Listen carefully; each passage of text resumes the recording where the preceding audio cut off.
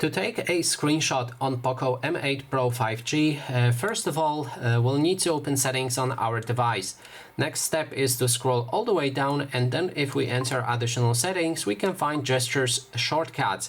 And now you can activate take screenshot right here with two options. Slide 3 fingers down from top of the screen like this, and that way you'll be able to capture a screenshot.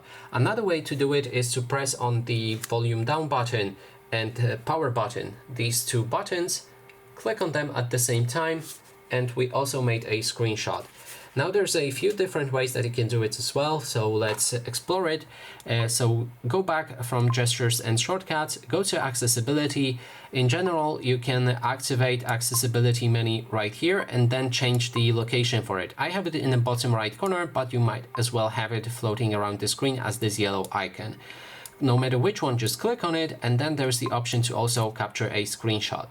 And one last way that I found on how to take screenshots is to go in the I think display and brightness or home screen. Just wait a moment. Yep, it was home screen.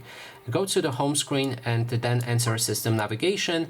If you selected buttons, then you can change the press and hold menu button and back button to the partial or full screenshot.